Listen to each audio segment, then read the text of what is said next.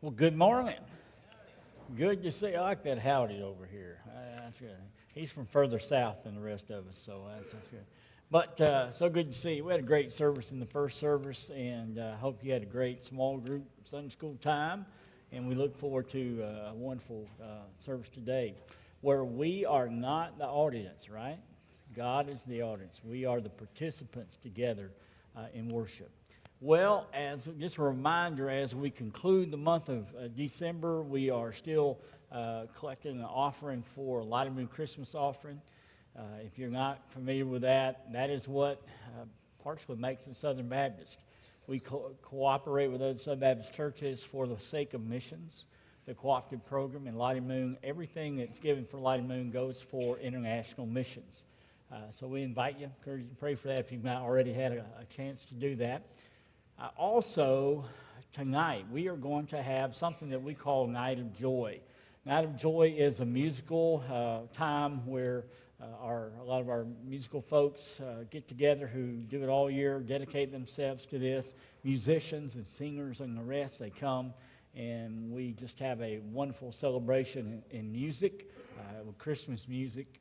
So be here, that's 6 o'clock tonight. And then an annual thing that we do, Christmas Eve service. Many of you are involved in that. So let's see, Christmas is Wednesday, right? So Tuesday at 5 o'clock p.m., we're going to have our Christmas Eve service.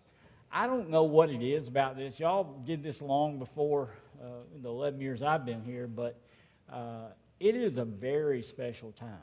And the unique thing about that is we intentionally make it about a 25-minute service. That's it, because it's a busy time. But people pause and make part of their family traditions. They come together.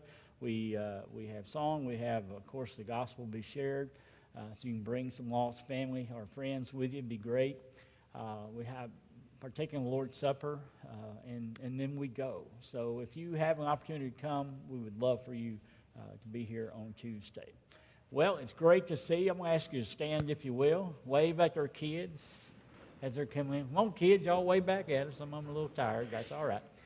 But we're going to dedicate this to the Lord. We want God to do what only God can do today. Father, we bow before you on this Sunday, first day of the week. You have created for us to worship you. Lord, we thank you. But you've also created this day that we might rest and meditate on you. Pray that we would do that, refresh, recharge our batteries. But we pray, God, that we would honor you today in song, in prayer, in giving, in the preaching, and the listening of your word, and the application of it. We pray, God, that you be honored and glorified. We ask it in Jesus' name. Amen. Look around, greet those around you, welcome them to church today.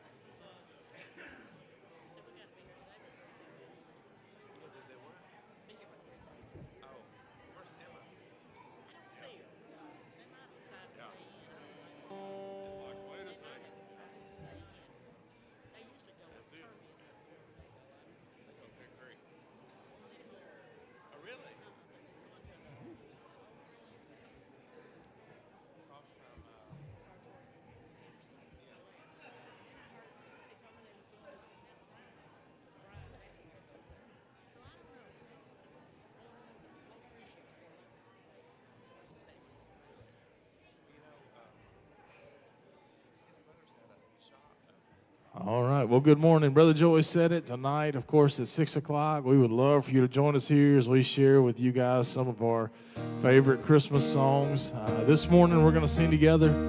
As a body of believers, we're going to lift up these Christmas songs together. We're going to start one of my favorites, Go Tell It on the Mountain.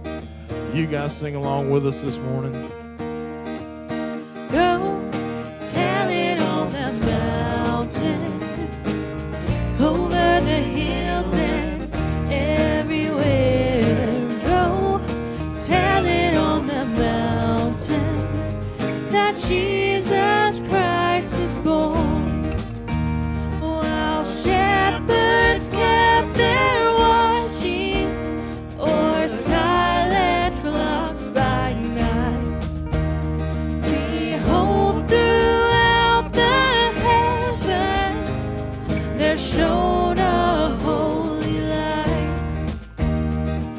the shepherds feared and trembled when low above the earth rang out the angel chorus that hailed our Savior's birth.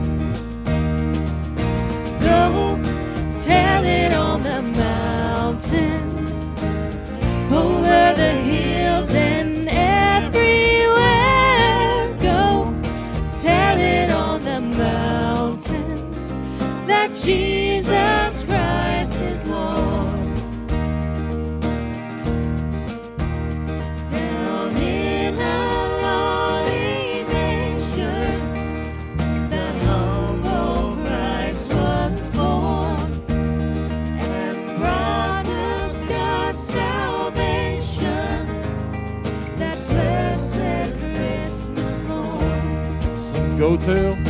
Go tell it on the mountain, over the hills and everywhere.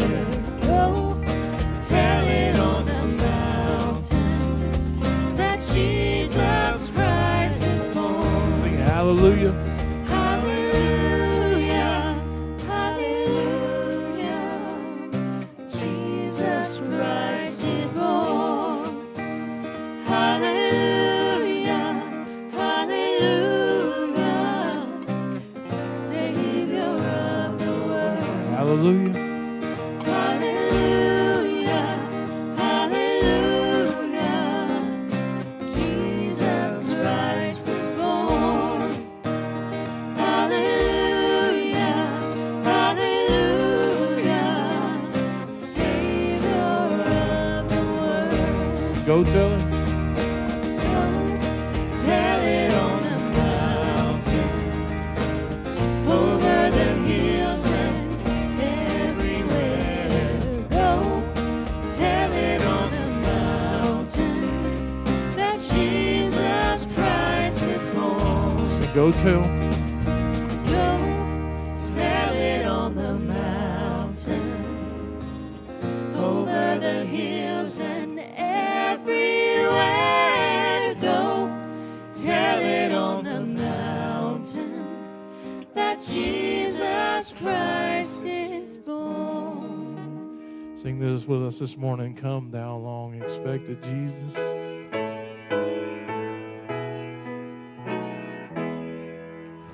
Come, thou long expected Jesus, born to set thy people free from our fears and sins. Release us, let us find our rest in thee. Israel's strength and consolation, hope of all the earth, thou art dear desire of every nation, joy of every longing heart.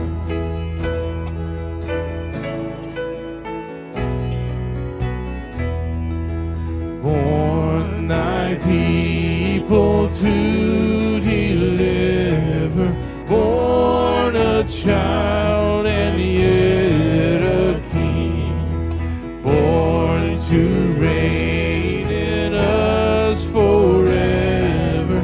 Now thy gracious kingdom bring, by thine own eternal Spirit rule in all our hearts alone.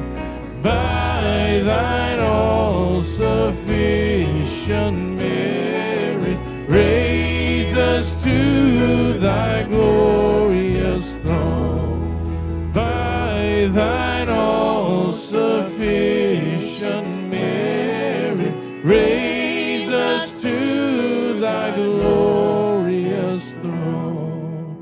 This last one this morning you know well, the first know well. Sing this along with us, church.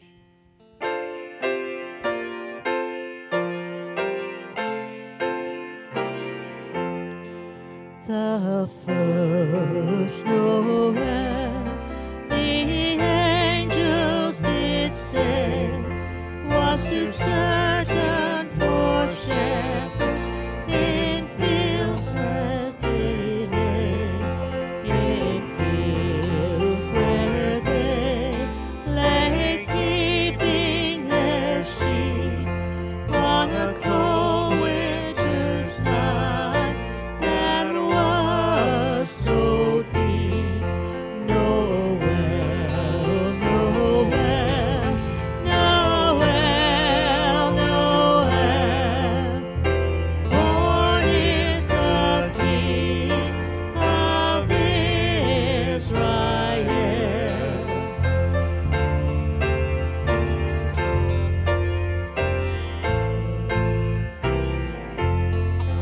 They looking up and saw a star shining in the east, beyond them far, and to the earth it came great light, and so it continued both day and night.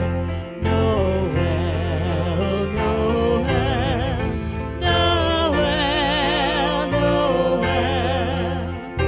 born is the King of Israel.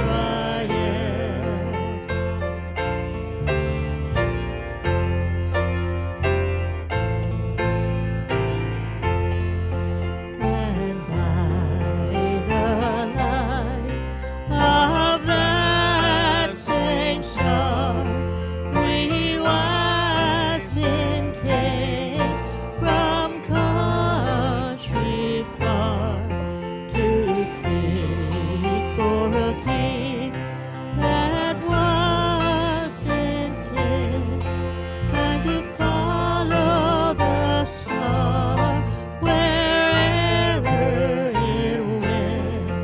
Noel, Noel, Noel, Noel, born is the King of Israel. Noel, Noel, Noel, Noel, born is the King of Israel. Father, this morning we are thankful for the gift of your Son, Christ Jesus. As we continue on in worship today, as we prepare for the days ahead where we celebrate the birth of Christ, I pray that you would be present on our minds and our hearts. God, that we truly would understand the goodness of what you've done for us. Father, bless us in this place.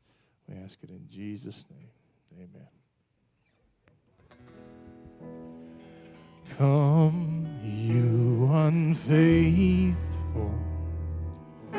Come, all you unworthy. Oh, come, you with nothing to offer him. Come, you unrighteous. Come, you undeserving. Rejoice, he came for. Rejoice, he came for you. Rejoice, he came for you, Christ the Lord.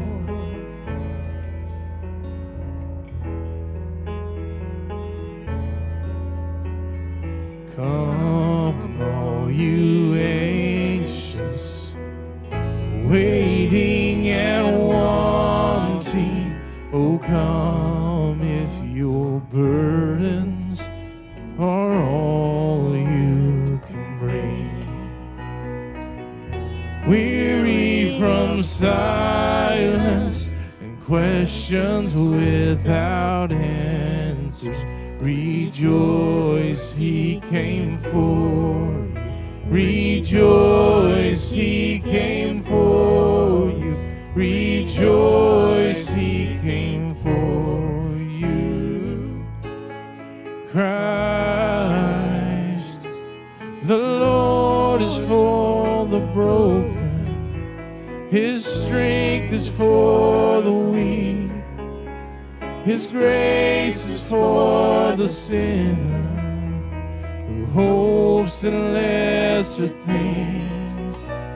His arms are for the lowly. His blood is for the lost. His mercy's ever reaching. His love is for us all. So come, all ye prideful, boasting in your power. Oh, come if you're trusting in the strength you bring.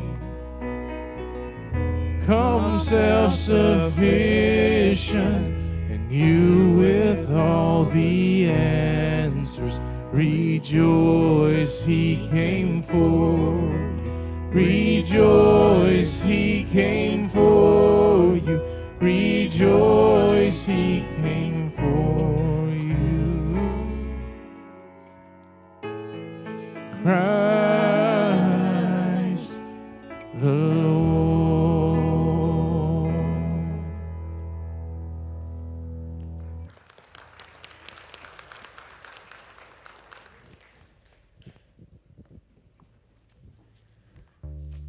A beautiful song that I'm not sure how old Come All You Faithful is, but I love that new rendition of it with the new lyrics, and I encourage you to look that up. That's Come You Unfaithful. It's a powerful song.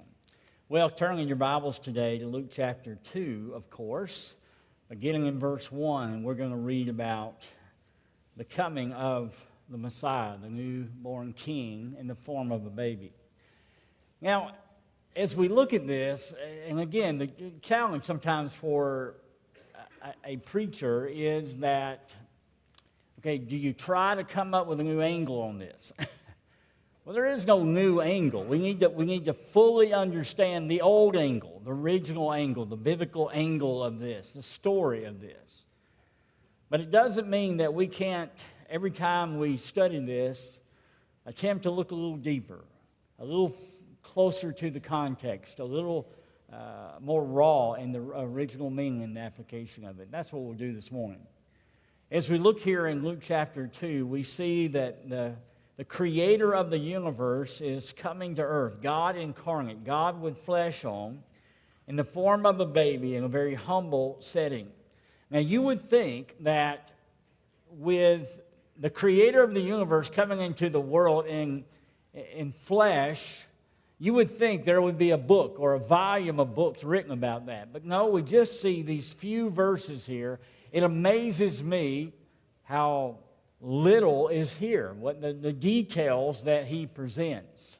But even that is for a purpose. It came to pass in those days that a decree went out from Caesar Augustus that all the world should be registered. This census first took place while Quirinius was governing Syria. So all went to be registered, everyone to his own city. Joseph also went up from Galilee out of the city of Nazareth into Judea to the city of David, which is called Bethlehem, just outside of Jerusalem, because he was of the house and lineage of David, to be registered with Mary, his betrothed wife, who was with child. So it was that while they were there, the days were completed for her to be delivered. And she brought forth her firstborn son and wrapped him in swaddling cloths and laid him in a manger because there was no room for them in the inn. Let's look at a few things here.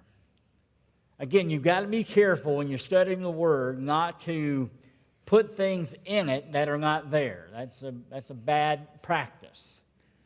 or to pull things out of it that are not there, and that's also a bad practice. But again, being human beings, though we were not there at that point, at that time, I think we can take some liberty that is biblical, that is truth, when we look at this. The first thing that is absolutely undeniable is in verses 1 and 2. In verses 1 and 2, what we see that God used as He came into the world, He used a strange thing. He used a governmental decree of all things.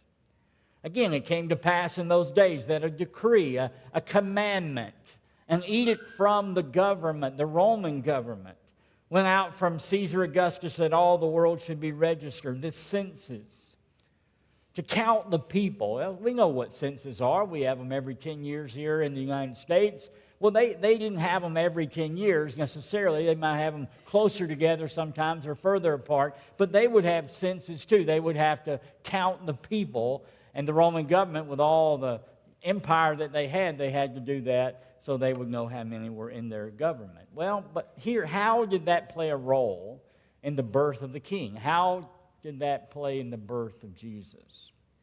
The two things that I just want to touch on, and then we'll move on, is the relationship of these two things I'm about to share with you that we often mention, that all throughout the Bible we see them. And to be honest with you, I wrestle with these at some level because I cannot understand this. I cannot come up with a solution to this. I cannot figure it out, which is not a surprise because I can't figure out a lot of things. But what helps me is that you can't figure it out either. What helps me is when I went to seminary, they couldn't figure it out either. There are those people who think they can figure it out, but I try to stay away from those people. And it is, first of all, the free will of man.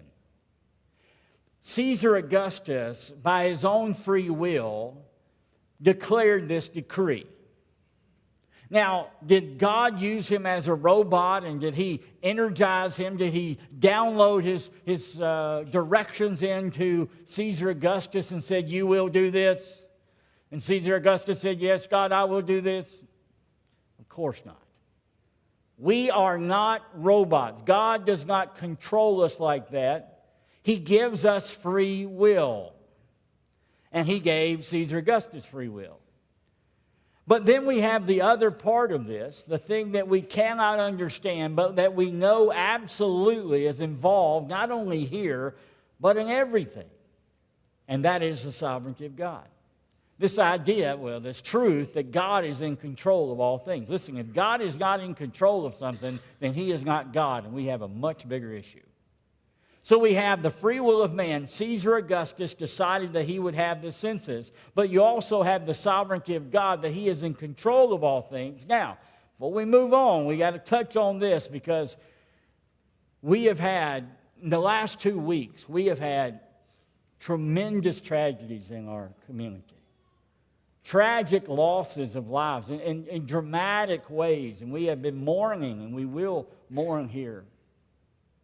And the question that many would ask, naturally, because we're human beings, God, why did You do this? Well, I don't believe that God is the author of evil. I don't think God causes people to do evil things. Those murders that we saw this week, God did not cause that to happen, but did God allow it? And He must have. Because if there is something beyond His control, beyond His power, then He is not God. See how quickly we go down this way? And we see absolutely, is it a free will of man? Yes, Caesar Augustus absolutely was free, and he was free to do this. But was God in control of all things? Absolutely, He was in control. How did those two things connect? And we have absolutely no idea. At best, we know that both of them are true, but we do not know how they work. And see, the same thing is true in your life, and the same thing is true in my life. Often I say often, I'm just speaking of myself, we'll run into situations, we'll run into things, and maybe we don't like it, and we say, God, why are You letting this happen? And there's never been a time where God spoke from heaven audibly and told me why it happened. God is sovereign. He is in control. We must have faith in Him. But He also gives us free will. Well, secondly, we see here in verses 3 through 5, there must have been, and this is where it may seem we take some liberty, but I don't think so. Because this is a very human story. Although it's dealing with God, Almighty God, it's a very human story. He is dealing with human beings that are exactly like us. Different place, different time, different language. But they're human beings. And what I think there had to be is some frustrated sighs. You say, a sigh, what is that? A sigh is something that is prompted by either stress or joy. Sigh is something that is, if not involuntary, it certainly is a reflex of the human condition that in the course of a breath we will pause. We don't even realize we do it sometimes. Someone else will call it to our attention. I think there were a lot of sighs that were going on in the life of Mary and Joseph. And it wasn't necessarily because of joy. I think it was because of stress, because of concern, because of what they didn't understand. And boy, we are right there with them. So all went to be registered, everyone to his own city. And Joseph also went up from Galilee, out of the city of Nazareth into Judea. I think that Joseph may have sighed, maybe Mary too as well. There was this frustration over what they did not understand involving the timing of this decree from Caesar Augustus. After all, here comes the decree. You have to do this. There's not like you have a choice. They will make you do it. You will pay a price if you don't do it. So they had to do it. But wait a minute. Mary was close to her time to have the baby. The timing, it would seem, could not have been worse in a human perspective. Joseph certainly wanted to be there when Mary gave birth to the baby. He wanted to be there for her when she went through the labor. All that process, not just because he wanted it for him, but he wanted it for her. She needed that support. We could go into this again, but remember the story of Mary, and she is, the Holy Spirit overshadows her, and that baby is conceived in her. It's not Joseph's, it's of the Holy Spirit, it's God's. But the people didn't understand that. Her family would not have understood that. The neighbors would not have understood that. It would have been a very chaotic scene. It would have been a lot of whispers, a lot of attempted shame to be placed on Mary and Joseph. I think Joseph wanted to be there for her because of that. As we talked about last week, I think there's enough evidence to support the idea that he genuinely loved her.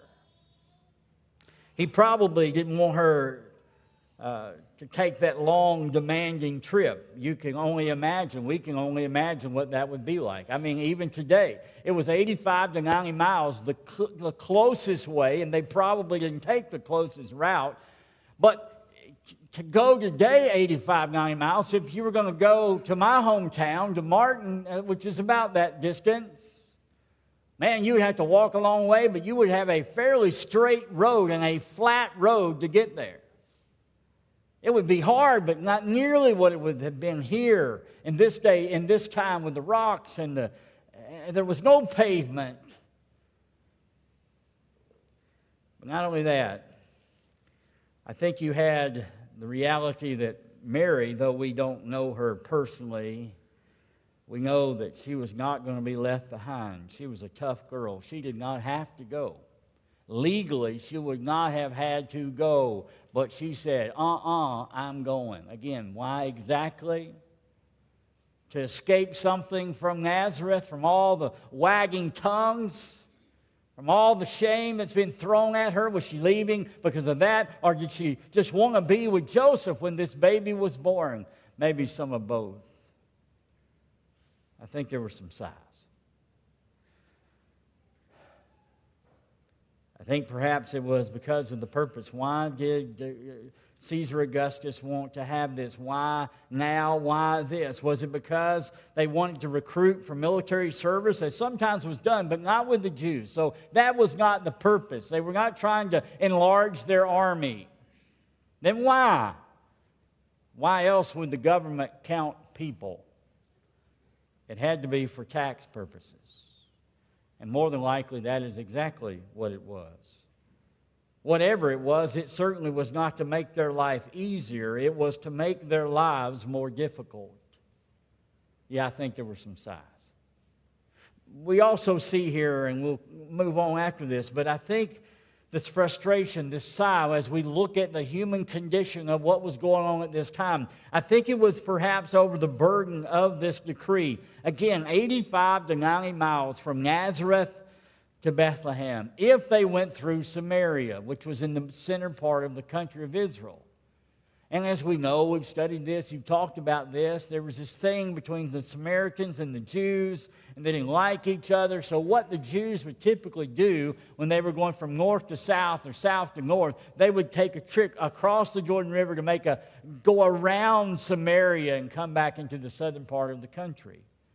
Did they do this? I have no idea, but I think there's a chance of that. So an 85 or 90 mile trip became much, much longer and much more difficult. That's a burden on a young couple. Another burden on this young couple that some of us can realize and some of us understand maybe a little bit better than others, and that is the cost of it. Not just the physical cost of it, but the financial cost of it. Have you ever gone on a long trip that's going to take you numerous days to take? What's the cost of that, man? You have to eat, you have to have some kind of accommodations, though I don't think they had a Holiday Inn anywhere along the trip. They still had to stay somewhere. They still had to eat. They still had to endure the cost of the trip. And as I was looking at this again, I was thinking about something I've not thought about before, and that is the burden of lost wages for Joseph. What did Joseph do for a living? Joseph was a carpenter, certainly an apprentice carpenter, if not a full-blown carpenter. And Joseph was not a wealthy man. Again, there's nothing wrong with being wealthy. I mean, praise the Lord for that. But what we find in Joseph's life is that he was a man that was probably more a day laborer. He probably ate tomorrow based on what he made today. And here's this decree. Oh, you're going to take numerous days, maybe a few weeks to go there and back, and you're going to lose a lot of work, Joseph. You got to pay for that as well. It was a burden. Yeah, I think there were some sighs. And we could go on and on. I mean, there was the danger of the trip. Again, the physical danger of just injury. I mean, we think about roads. We think about, we get upset with potholes today. Let me tell you something.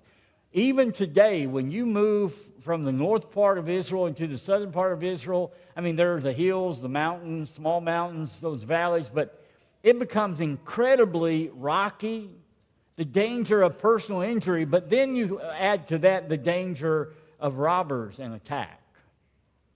That was a very frequent thing. You think there was some frustration? You think there was a sigh, God, what are you doing? I think there was. I think there still is today in our lives. I think that's why God put it in this time and in this place and in this way, because we can relate to that. Fact of the matter is that fulfilling God's will for our lives can involve immense hardship. Now, I'm not meaning to offend anybody, but if it offends you, I'm sorry. I'm really not sorry, but I'm just going to tell you this. And that is that if you hear a man or a woman or anybody try to tell you that, when you give your life to Christ, it's going to be easy and you're going to have everything that you want. If you'll just have faith, you can name it and claim it. Let me tell you something. That is not biblical. That is not true. In fact, the opposite is true. There's a movie I want to see. I have not seen it. I don't see many movies, but it's on Dietrich Bonhoeffer.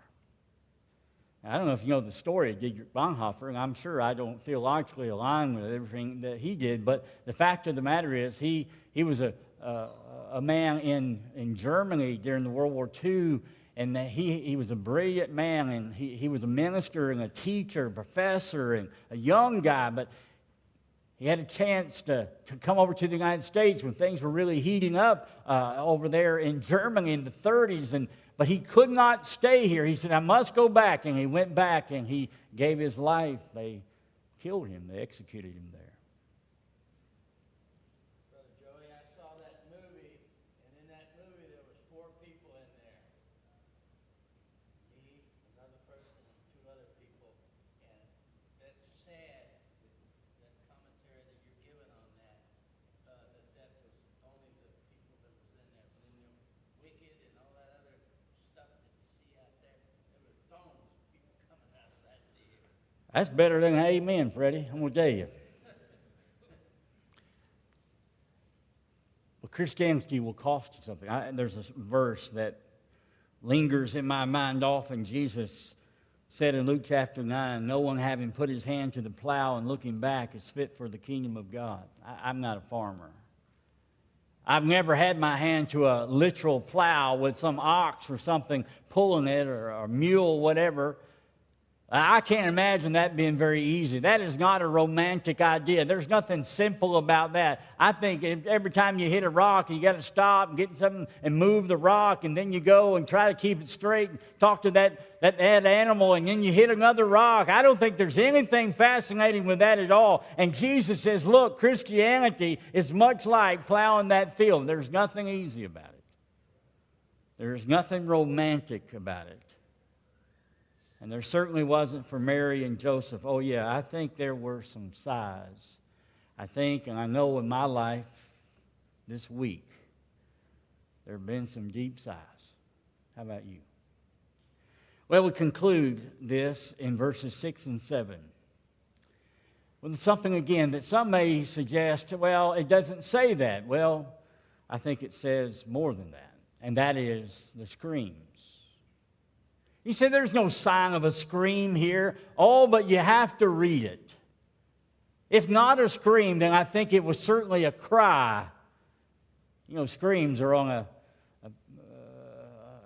there are screams of joy and happiness when wonderful things happen. And then there are those screams that I remember going to funerals when I was a young boy that terrified me. The screams of mothers and wives and children when their loved one had passed away. The wailing that went on. I mean, that still penetrates my bones to this day. And then there are those in between. Let's look at these. What were the screams?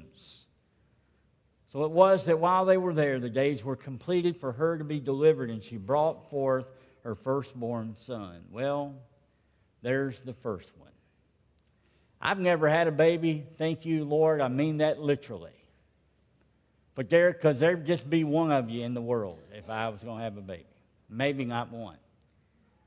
But I have been in the delivery room. I have been with my wife as she had 3 children and the labor pains that went on before that. You know, the interesting thing about that, I was talking to Mary Madeline in the first service, before the first service, as she's getting more and more uncomfortable with her pregnancy. I said, you know, what I found out from watching my wife and watching other women, that when you're early on in your pregnancy and it starts getting uncomfortable and you start thinking about that day when you're going to have the baby, and they say, a woman will say, well, I just can't imagine having that baby. Oh, I'm worried about having that baby. And then about month 8 and month 9 and it's really uncomfortable, and you can't walk and you can't sleep, and they're kicking you in the ribs, and then the woman says, get this baby out of me.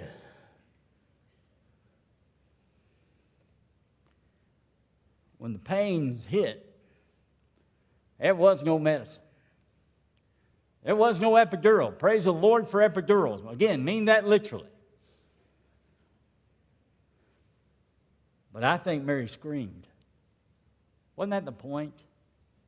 This is a very human, very real, very, very basic situation. When God comes into the world, He could have just appeared somewhere, but no, He wanted to be born, go through the process that you and I went through, and that is to be born into this world through the cries of His own mother. And then we look at Joseph. Did Joseph scream? I don't think Joseph's screams maybe were audible, but I do think there were some screams inside. You ever scream inside? The Bible says in verse 7, they laid him in a manger. The Bible says they had to lay him in a manger because there was no room for them in the inn. I don't know Joseph, but I know this old boy. And I can tell you exactly what would have happened. If I had my wife and she's about to have a baby and I'm looking and asking if there's room and can we just have a room, and I'm telling them our sad story and they keep saying, no room here, I'm going to tell you exactly what I would have done. It might not have been out loud, but I would have screamed at God and I would have said in my own heart and mind, God, do you know what you're doing? You have brought us this far. You said this is your son. What are you doing? Where's the nice room? Where's the warm bed? Where's the clean sheets?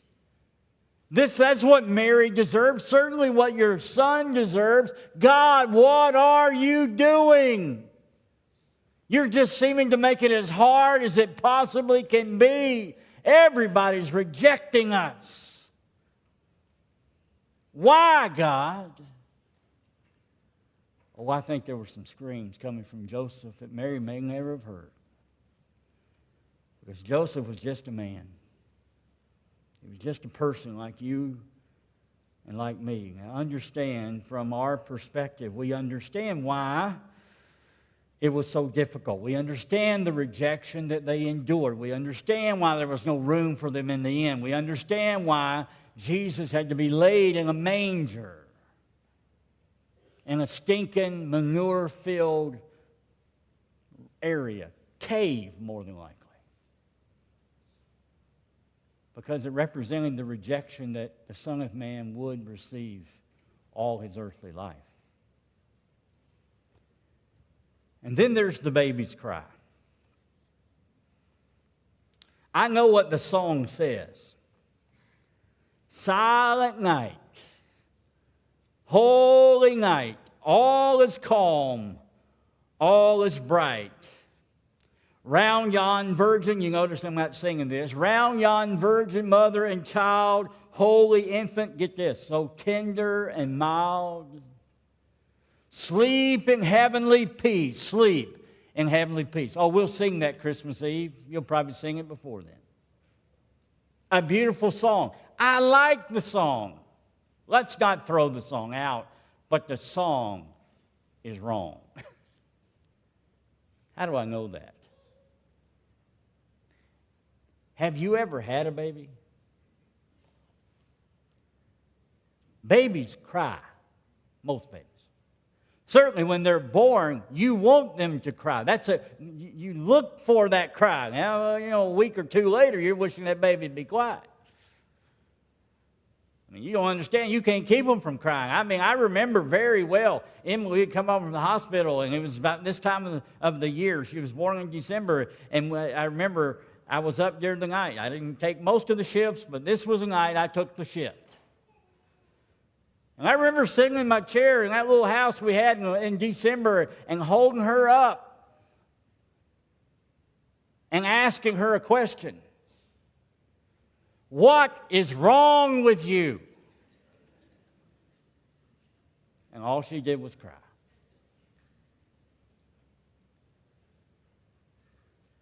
What we find is the Son of God, though he was wrapped in pre-fall flesh, was still just a baby, and the baby cried.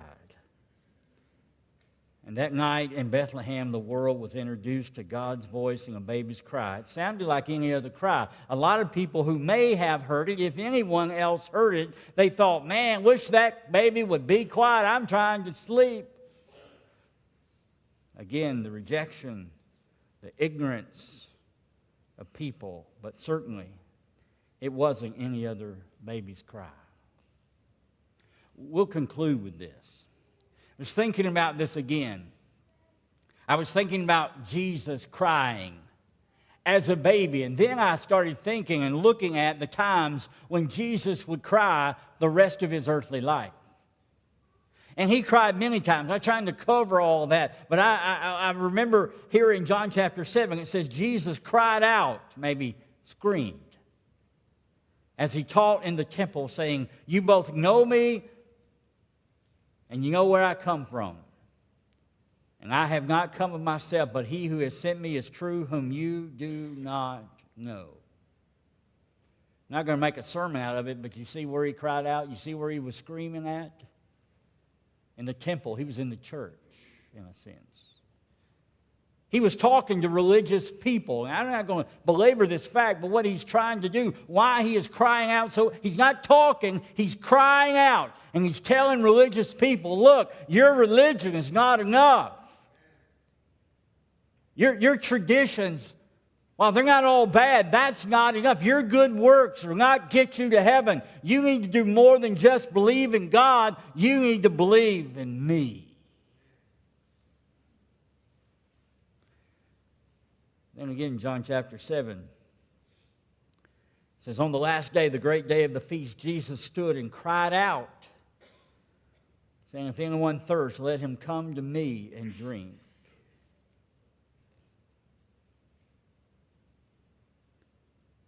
I think two things cause me to do what I do. I can assure you, the only two things. Number one, the calling of God. If I didn't have the calling of God, I'd be doing something else. Second thing is a realization of all the people who are thirsty.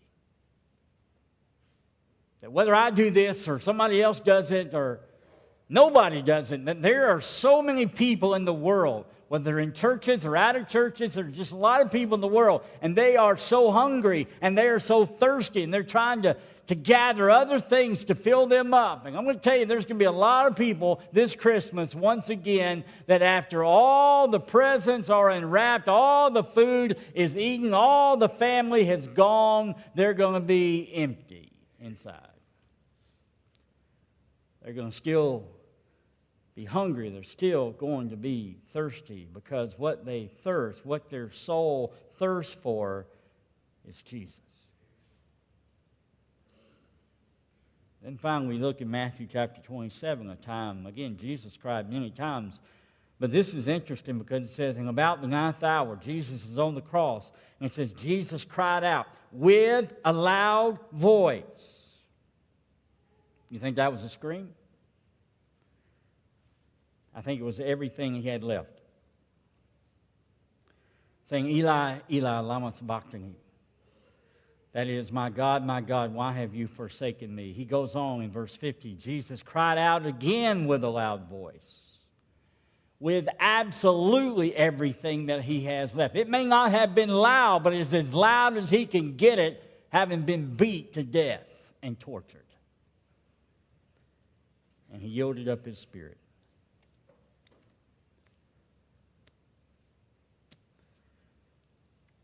Mary and Joseph's screams were rooted in the devastating effect of sin on this world.